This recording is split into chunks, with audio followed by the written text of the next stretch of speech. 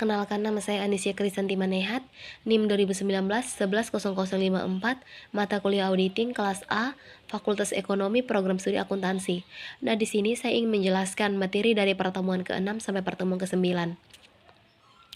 Pada pertemuan ke-6, mempelajari tentang tes transaksi. Dalam materi ini, kita membahas tentang yang pertama sifat buku audit, yang kedua compliance tests and substantive text, yang ketiga cara pemilihan sampel. Sifat bukti audit. Bukti audit yang mendukung laporan keuangan terdiri dari data akuntansi dan semua informasi penguat yang tersedia bagi auditor. Bukti audit penguat meliputi baik informasi tertulis maupun elektronik, seperti cek, catatan elektronik fund system, faktur surat kontrak, notulgen rapat, konfirmasi dan respektasi tertulis dari pihak yang mengetahui informasi yang diperoleh auditor melalui permintaan keterangan, pengamatan, inspeksi dan pemeriksaan fisik, serta informasi lain yang dikembangkan oleh atau tersedia bagi auditor yang memungkinkan menarik kesimpulan berdasarkan alasan yang kuat.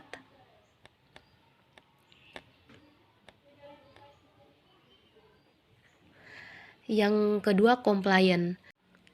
Bab 7, kertas kerja pemeriksaan. Pengertian dalam menjalankan pemeriksaannya, KAP harus berpedoman kepada SPAP, khususnya Standar Auditing, Standar Pengendalian Mutu, Kode Etik Ikatan Akuntan Indonesia, dan Aturan Etika atau IAI Kantor Akuntan Publik. Semua prosedur audit yang dilakukan dan temuan-temuan pemeriksaan harus didokumentasikan dalam kertas kerja pemeriksaan. Kertas kerja pemeriksaan adalah semua berkas-berkas yang dikumpulkan oleh auditor dalam menjalankan pemeriksaan yang berasal dari pihak klien, analisis yang dibuat oleh auditor, dan pihak ketiga. Tujuannya adalah dokumentasi auditor atas prosedur-prosedur audit yang dilakukannya, tes-tes yang diadakan, informasi-informasi yang akan didapat, dan kesimpulan yang dibuat atas pemeriksaan, analisa, memorandum, surat-surat konfirmasi, dan resisten.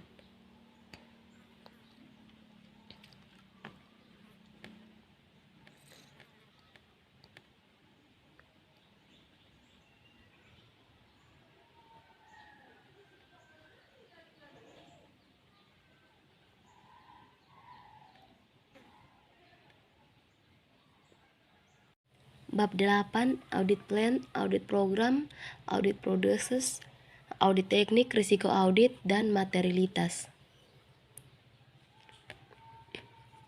Perencanaan pemeriksaan. Standar pekerjaan lapangan pertama berbunyi sebagai berikut. Pekerjaan harus direncanakan sebaik-baiknya dan jika digunakan asisten harus disupervisi dengan semestinya. Perencanaan dan supervisi berlangsung terus-menerus selama audit dan prosedur yang berkaitan seringkali tumpang tindih. Auditor sebagai penanggung jawab akhir atas audit dapat mendelegasikan sebagian fungsi perencanaan dan supervisi audit kepada staf lain dalam kantor akuntannya atau asisten.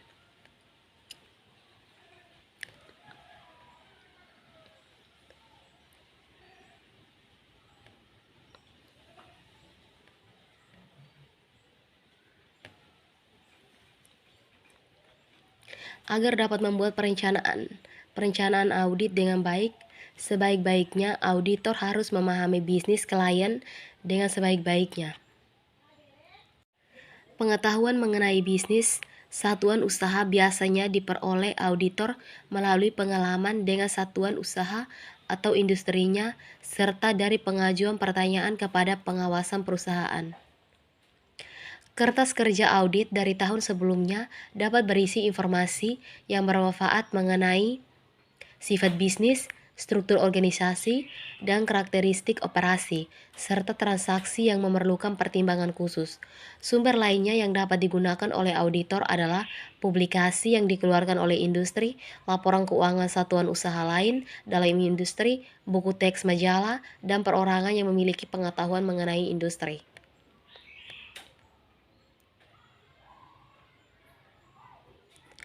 Supervisi mencakup pengarahan usaha asisten yang terkait dalam pencapaian tujuan audit yang menentukan apakah tujuan tersebut tercapai.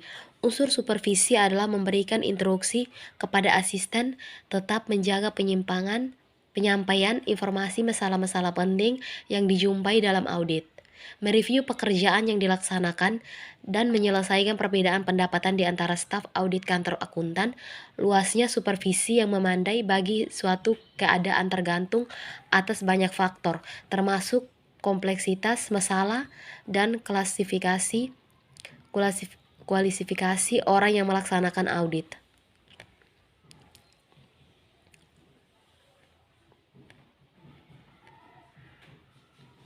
Audit program.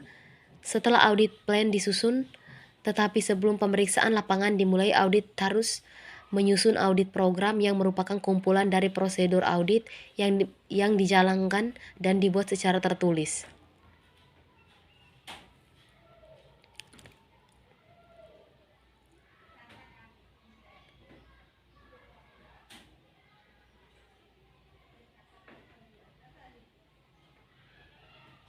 Risiko bawaan. Risiko bawaan adalah kerentanan suatu saldo akun atas golongan transaksi terhadap suatu salah saji material. Dengan asumsi bahwa tidak terdapat pengendalian yang terkait, risiko salah saji demikian adalah lebih besar pada saldo akun atau golongan transaksi tertentu dibandingkan dengan yang lain.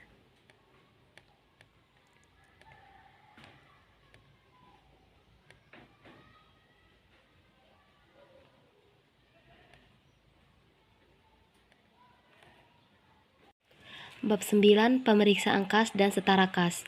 Pada bagian bab 9 kita membahas tentang sifat dan contoh kas dan setara kas, tujuan pemeriksaan kas dan setara kas, prosedur pemeriksaan kas dan setara kas.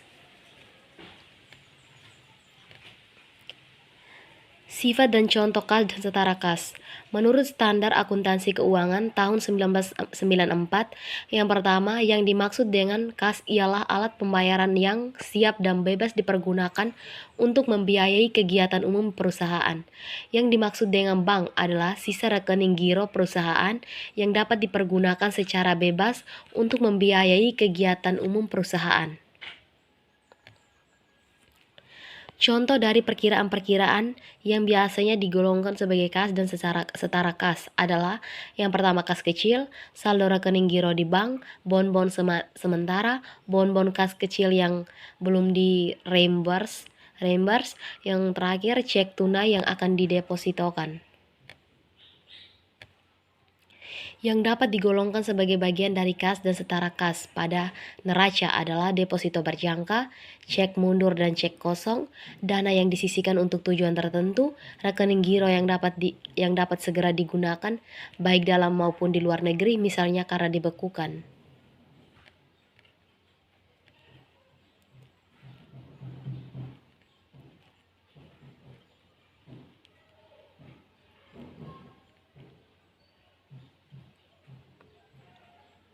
Tujuan pemeriksaan kas dan setara kas.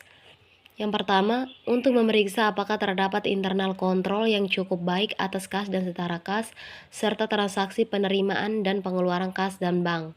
Yang kedua, untuk memeriksa apakah saldo kas dan setara kas yang ada di neraca per tanggal neraca betul-betul ada dan dimiliki perusahaan.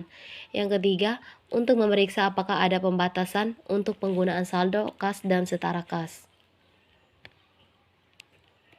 Yang keempat, untuk memeriksa seandainya ada saldo kas dan setara kas dalam valuta asing, apakah saldo tersebut dikonversikan ke dalam rupiah dengan menggunakan kurs tengah BI pada tanggal neraca, dan apakah selisih kurs yang terjadi sudah dibebankan atau dikreditkan oleh laba rugi komprehensif tahun berjalan.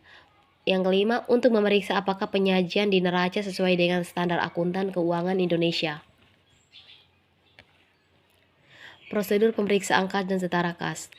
Yang pertama, pahami dan evaluasi internal kontrol atas kas dan setara kas serta transaksi penerimaan dan pengeluaran kas dengan bank. Kedua, buat task goals kas dan setara kas per tanggal neraca. Misalnya per 31 bulan 12 tahun 2010 atau Kalau belum selesai boleh per 31 bulan 10 tahun 2010 atau 30 tanggal 30 bulan 11 2010. Penambahan mutasi akan diperiksa kemudian apakah ada hal-hal yang unusual atau di luar kebiasaan atau tidak.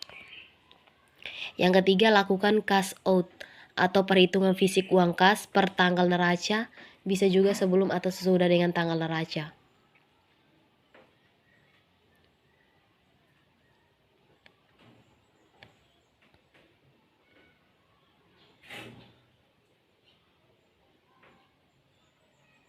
Baik, terima kasih.